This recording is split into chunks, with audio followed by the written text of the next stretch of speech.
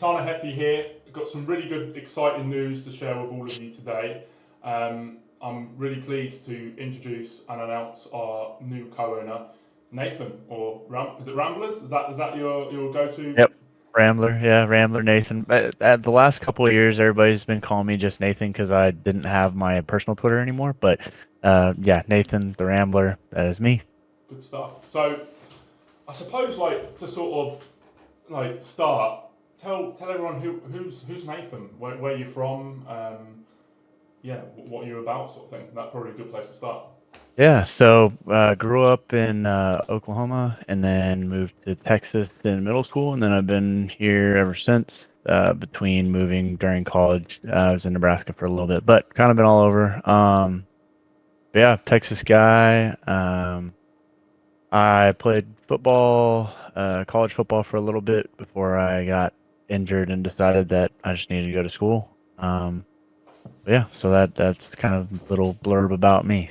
No worries. Yeah. So of course you're not new to COD, right? Owner of Revived, right? So what got you into COD? I suppose you know why you're so passionate about Call of Duty. Yeah, so probably when we moved to Texas, I was in middle school. All of my friends that I made all played Call of Duty. I had never played it before. It was when Modern Warfare 2 had just come out. So we were like, all right, we got to get this game. My parents were like, it's M, you can't get it. And we are like, we'll figure a way. So me and my little brother found a way to get it. We took out the game cover of the game case, took it All out, right. so Yeah. Yeah. it was just a green game, and no one knew what it was. So we got to play it. And so anyways, played that for a while. It was fun, loved it. But then when Black Ops 2 came out, they had ranked, like true ranked, and me and my brother like to play Is that the that. one? But Is that the one where you could do like your team logos and stuff uh-huh, and edit it yeah, yourself? Yeah. Yeah. That yep. was yeah. Sometimes a bit risky, but yeah, it was a laugh. But Exactly. yeah. Hey, there's definitely some interesting ones created. But yeah, so me and my brother played that, and then we ended up joining a clan back when clans were a thing. And Genius. Yeah. I know, and so then they had a competitive team, and so I tried out for it, and I made it. And we went to Black Ops 2, one of the events that were in Dallas, because I lived there. So I went to that and competed and freaking loved it, and decided that this was something I cared about, and uh, also became a huge fan of Clayster. That was my dude. I Yeah. have watched him for forever. He's I been think like whatever team he's on, I've rooted for. That's my dude. everyone was crying. Was it last week or the week before when you put that video out Yeah. of retirement? Yeah, it was Yep. some high emotions, but yeah, absolute legend. Yep. So, anyways, played. Ended up playing through kind of off and on, more online than LAN stuff after that. And then I decided I was gonna come back. I like stopped playing after AW, and I was like, oh, I'm gonna come back during God, what was the game? The really boring one that was like Really boring super one. old guns. Well, it was bland maps, which that seems like what they've been like lately. But God, what was it called? It's gonna annoy you. It will come back probably after Yeah. we've But done this recording. anyways, it had the artillery gun map that was to capture the flag. I can't remember. Anyways, Wasn't it's just, like World War Two sort of. yeah, that's what it was set on, but I can't remember what the name of it was. Okay. Someone will probably comment in the I, comments below. I'll probably yeah, Google it on the side. But yeah, yeah. were you still competing then, or were you Well, done? so I decided I was like, I'm gonna give it one more go. So I came back and played competitive on. I bought a PS4 and everything, and I was like, all right, I'm gonna come back and I'm gonna play. And I like played for like 2 weeks, and I was like, man, I really suck. No, we're not gonna play. And then I was like, you know what's funny is every org I've been under or worked with has somehow screwed me or screwed someone I knew, and so I was like, I think I can do this better. So I decided, and me and my brother had already like created a name a long time ago that we'd run under when, excuse me, when we were playing. We didn't have a team, so it was Revived RV, and I was like, all right, screw it, I'm gonna make it. So I like got a graphics artist, made it the first draft of the logo. If anyone ever saw it, the ugliest thing I've ever seen in my Was life, it a paint job? Was it or yeah? dude. No, it's not. Like he did work on it, but it was. so ugly. I was like, yeah, it can't be that. He came back with the second one. I was like, see that looks good, and Do that's you know what what the though? Like it's RV logo probably still is. clever marketing though. If you have a really ugly logo, right? We were like hosting a few tournaments back there on the previous card, and random teams were signing up, and you could like people were putting random logos in of like hamsters and stuff like that, right? And Uh-huh. always gets a laugh, but people remember it. So but Yep. Hey, you it's a good refine it anyway. throwback. Yeah, it's a good throwback logo. That is, it was terrible. Anyways, so I end up running it, and we have like just a couple online teams of underagers and just all that, and weren't very good, and we weren't winning anything. And then towards the end at CWL Anaheim, I had a guy, Nick Chargers, approached me and was like, "Hey, you interested in sending a team to Anaheim?" And I was like, I don't know. I was like, kind of just recently gotten a job again and kind of had a little bit of money, but not a lot. I was like, I don't know. And it was him. It's a lot, right? Uh, Because I mean, that's yeah. Germany, right? So you're sending No. Anaheim in California. California. All right, okay. Sorry, yeah. Yeah. No, so but and still wasn't cheap. One of them lived, two of them lived close to California, so that part wasn't bad. One lived in Boston, but it was Dice, Chargers, Silent, and Jcash. And anyways, we sent them, and that was back when there was like 220 plus teams going to events. So we got T64 or T78. I don't know. It wasn't bad, but it wasn't good. But it was the first event I'd ever sent anyone to, and I was doing it alone. So I was like, hey, this is pretty cool.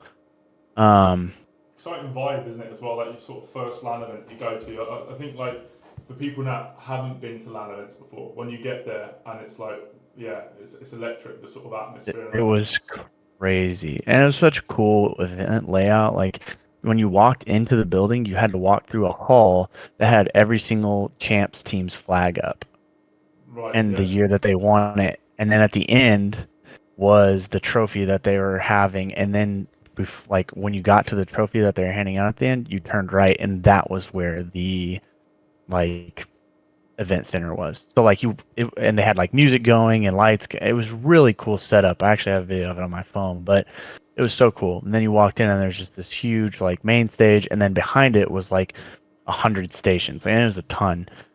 Um, and so back then, if you made it out of groups or if you made it out of the bracket, you got to play in groups with the pro teams. And so that was the year that I can't remember what their team name was, but it was like God, what was the guy's name?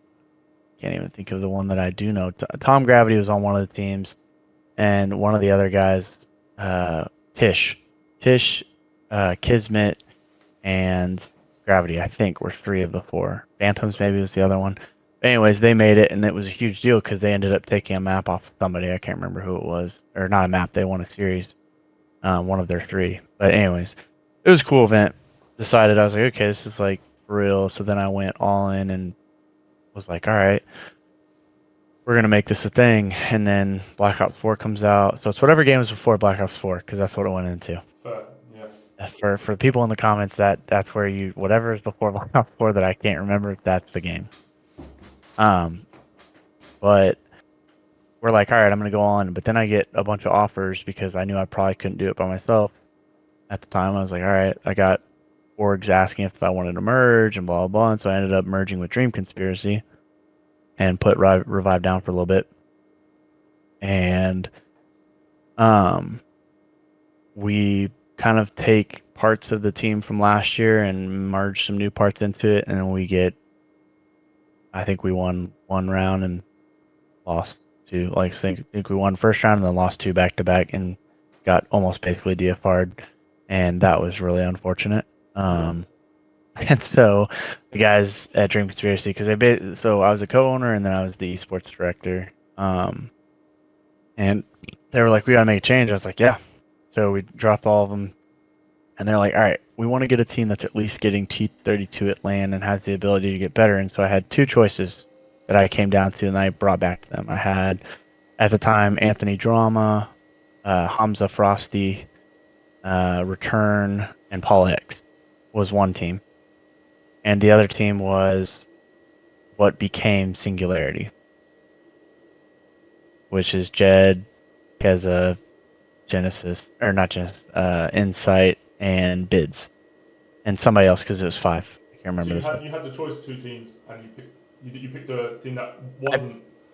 I picked between those, or gave them these two options, and I said, Yeah, hey, they're gonna end up costing about the same because the U.S. team wants more, and the EU team it's just gonna cost more to get them here, but they want less, so it ends up being the same.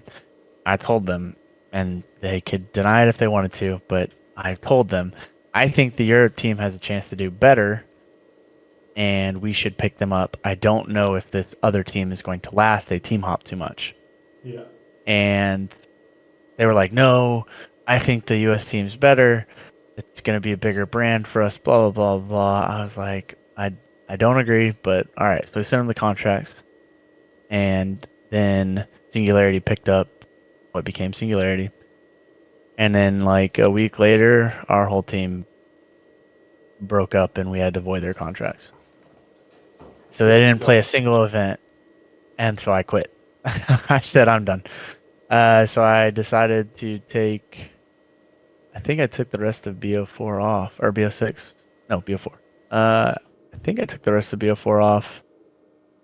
Maybe I sent one more team.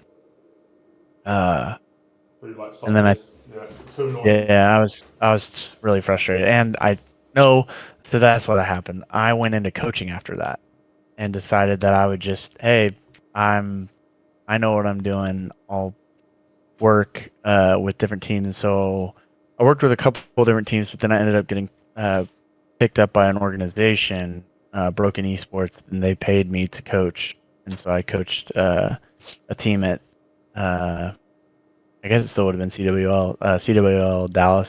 Um, and so that was the event that I think Singularity won. And so I'm there and they're winning, and I'm just like, that could have been us. You could have had that team.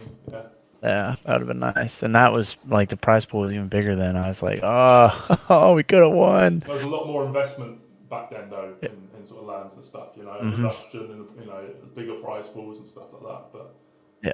so So, what happened after that? Did you so, just so continue then I coaching was or? like, yeah. So I coached for a little bit longer after that and got paid, and it was cool to get paid. And it was a time where it was during COVID, or like right when COVID about started again, like right after that, I think. And so I was like, my job was kind of in and out and wasn't working well, and so that was a good source of income that helped keep me afloat. So then, uh, going into Modern Warfare 19, I kind of had a team, but there were no LAN events, so I just had different teams run like online events under me, and you didn't really have to give them much, so it was easy. So I was like, okay, I can do this.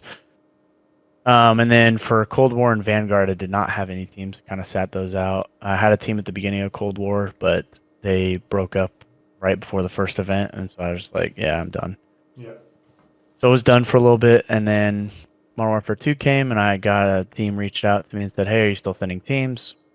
And we're not asking for anything other than the team pass. We all live near the event. They were all in like New York, Philly, and it was in Boston. And I was like, yeah, that's what I'll pay for your team pass. They did not do well.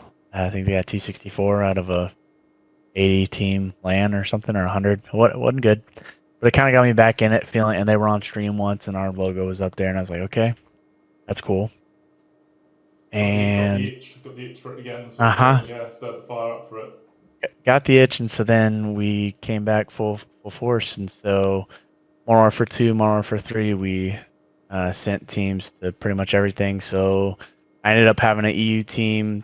Jed's team is Tane, Genesis, Nile, and Buds, and they went to uh, CWL, or not CWL, but they went to Fort Worth under us, and we sent 2 teams to that one because it was close, and I could afford to send 2 because it was good combinations. One of the teams stayed with me.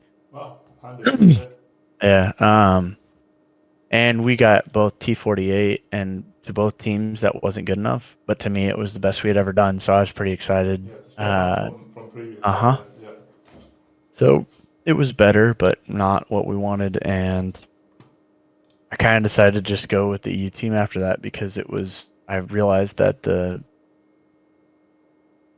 it was an easier way to get into a market of players community that were all in, and they all jumped in and followed us, or they all jumped in and were talking on our Twitter, like replying under things. And I was like, okay, I definitely am not getting this with any team I've gotten in the NA. So I was like, let's just stick with that. So they made the elite. We picked up Pack because Fudsy retired or that he was done. So we picked up Pack, and he ended up going off, and so we made the elite, and we didn't do great in it, but we made it. So it was more video time for revived, and then it went into last year, and last year we went real big, and we got a Yeah, yeah, T16 on land, so great last year. and a third place in the elite, and so it was just kind of grew and grew. But after some just difficulties with some of the stuff, I'm not gonna really get into it. I'm not trying to throw anyone under the bus, but just some difficulties with the end of the year.